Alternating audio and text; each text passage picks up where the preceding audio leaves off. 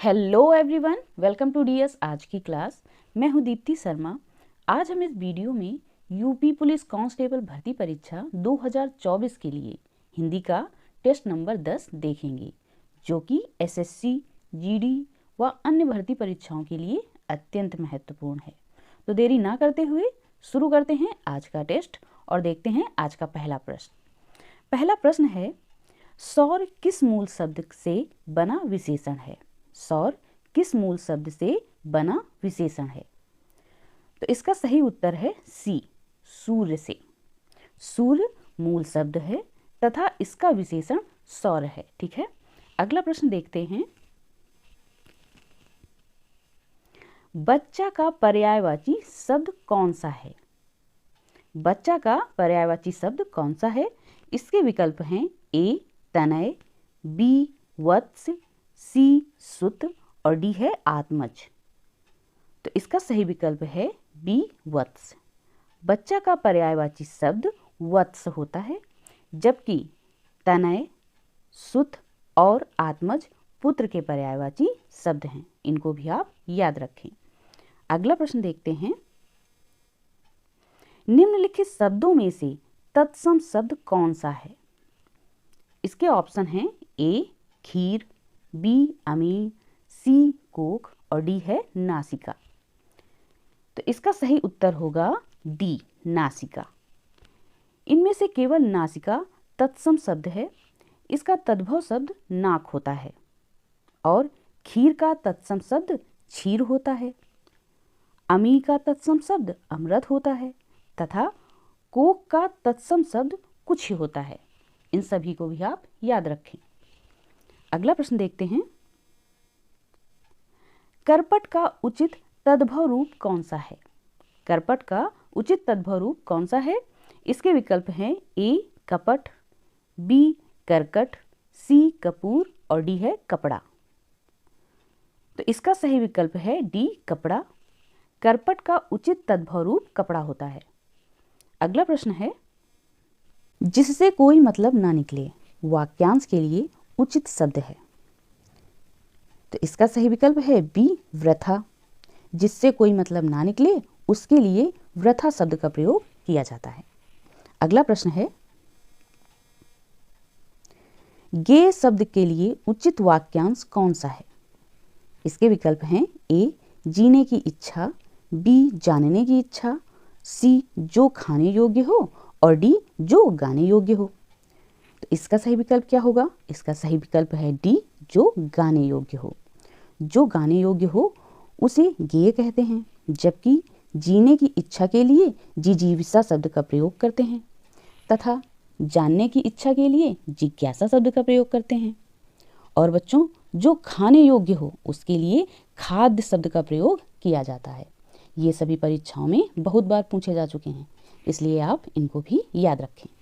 देखते हैं अगला प्रश्न।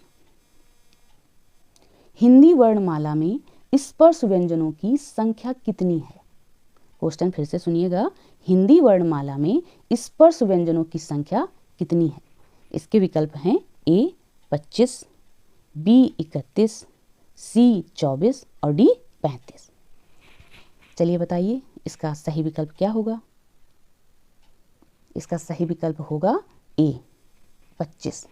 हिंदी वर्णमाला के का वर्ग, चा वर्ग, टा वर्ग, ता वर्ग तथा पा वर्ग के कुल 25 व्यंजन स्पर्श व्यंजन कहलाते हैं। इसको भी आप याद रखें, अत्यंत महत्वपूर्ण है। देखते हैं अगला प्रश्न। दो समानार्थी शब्दों की पुनरुक्ति के बीच में किस विराम चिन्ह का प्रयोग होता है? इसके विकल्प हैं ए अल्प विराम, बी अर्धविराम, सी योजक और डी है कोष्टक। तो बच्चों, इसका सही विकल्प है सी योजक। दो समान अर्थ वाले शब्दों की पुनरुक्ति के बीच योजक चिन्ह का प्रयोग किया जाता है, जैसे अपने अपने,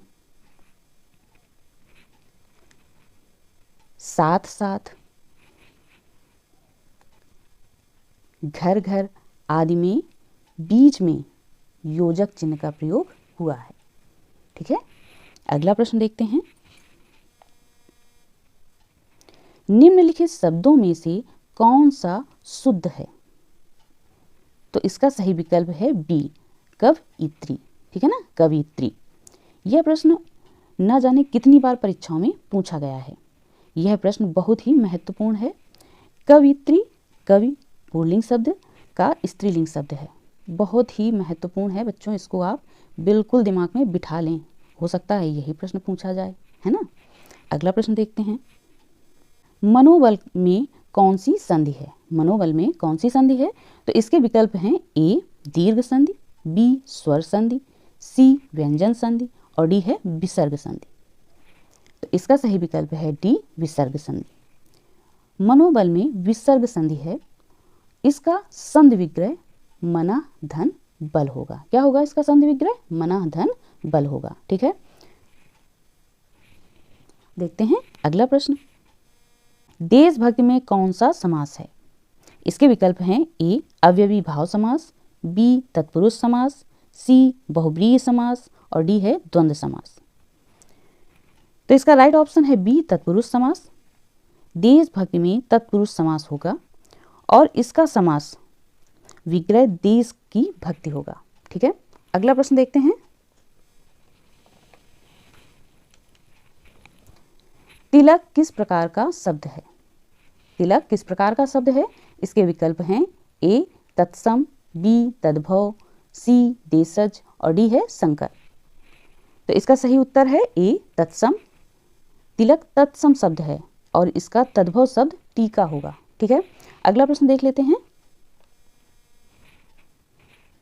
निम्न में से कौन विकारी शब्द नहीं है? निम्न में से कौन विकारी शब्द नहीं है? तो इसके विकल्प हैं ए संज्ञा, बी सर्वनाम, सी विशेषण, डी क्रिया विशेषण। तो इसका सही उत्तर है डी क्रिया विशेषण। इनमें से क्रिया विशेषण विकारी शब्द नहीं है। जिन शब्दों में लिंग, वचन, काल आदि के कारण विकार अर्थात परिवर्तन आ जाता है उन्हें विकारी शब्द कहते हैं।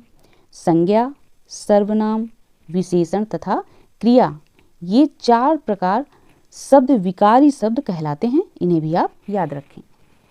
आइए देखते हैं अगला प्रश्न। गमला और आलपीन किस भाषा के शब्द हैं?